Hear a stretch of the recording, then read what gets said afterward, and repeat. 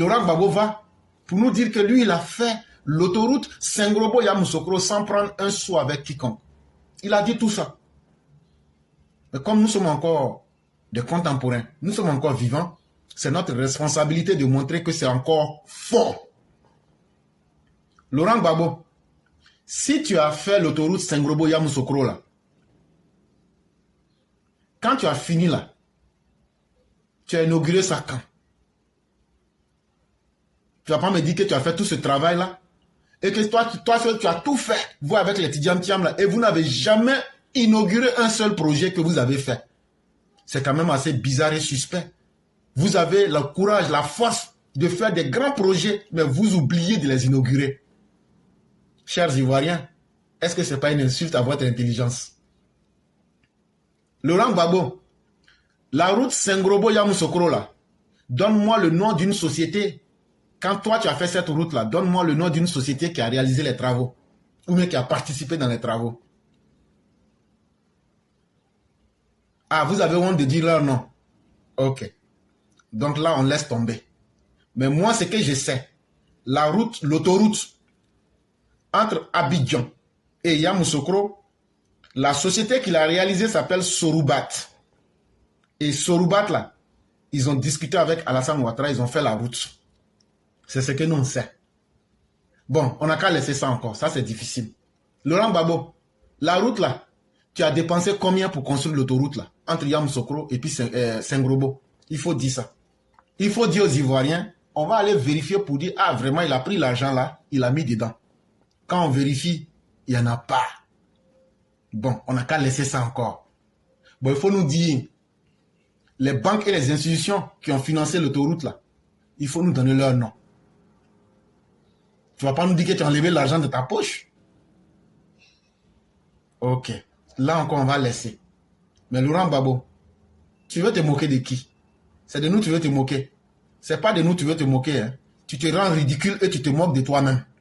C'est ce qu'on va te dire d'abord. Mais ce que tu n'as pas envie qu'on te dise là, nous on va te dire ça propre. Et puis ça va rentrer dedans. Sans pitié. Laurent Gbagbo, tu n'as fait que le terrassement de la voie. Yamoussoukro Sengrobo. Terrassement d'une voie, ça veut dire quoi? Ça veut dire, il a pris les machines Caterpillar là. Il allait là où on devait faire la route là. Il a gratté la route là pour enlever les petits arbres qui sont au bord et puis l'herbe qui est sur la route là. Il a enlevé ça et puis maintenant terre rouge là. Ils ont mis ça dehors. C'est ça qu'on appelle terrassement. Voilà ce que donc en français simple chez nous en Côte d'Ivoire là. Il n'a fait que simplement gratter la voie pour faire sortir la terre rouge là. C'est ça il a fait. Mais Laurent Gbagbo, chez nous au sud-ouest là, même les coopératives villageoises font ça. Et puis elles ne prennent pas ça pour faire de la publicité. Dans les fonds fins de Soubré, dans les fonds fins de Méagui, dans les fonds fins de Lakota, dans les fonds fins de Soubré, dans les fonds fins de Guiglo et autres là, où on produit assez de café et de cacao là. Quand il n'y a pas de route là, les villageois, les coopératives villageoises prennent des caterpillars et ces caterpillars vont faire les tassements de la route et puis on fait sortir les produits. Donc ça, c'est pas ça qu'on appelle autoroute. Si tu es gawa jusqu'à ce point là, c'est pas ça qu'on appelle autoroute. Sinon là, toutes les coopératives villageoises de Côte d'Ivoire disent qu'elles ont aussi fait des autoroutes. Donc là, d'où vient ce mensonge que toi tu as construit l'autoroute Sengrobo-Yamoussoukro? Mensonge. Et quand vous n'avez pas peur et quand vous n'avez pas honte, nous là, ça ne va pas nous gêner de venir vous étaler à la place publique et vous clouer comme de la manière les pharisiens ont cloué Jésus-Christ.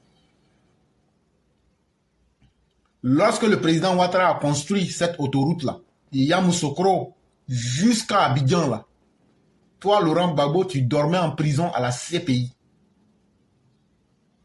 Voilà. Donc je te laisse le soin d'aller regarder les dates. Et donc si vous êtes empoisonné par le mal du mensonge, vous les gores, et que vous pensez que vous pourrez contaminer les autres Ivoiriens avec ce mal-là, nous vous disons que vous avez la mythomanie, la maladie du mensonge sans honte, ça ne va pas prospérer avec nous. Si pour vous, c'est le mensonge qui sera votre programme de campagne, ça ne se passera pas de cette façon-là. Vous n'allez pas pouvoir l'imposer aux Ivoiriens parce qu'on va ouvrir les esprits des uns et des autres et leur faire comprendre qu'il il est bien dit que celui qui vole un œuf finira par voler un bœuf. Et celui qui vole et qui fait le braquage de la BCEAO et qui est condamné à 20 ans de prison avec 329 milliards qu'il doit payer à l'État de Côte d'Ivoire, il ne nous étonne pas que cette personne-là puisse utiliser le mensonge comme une vertu.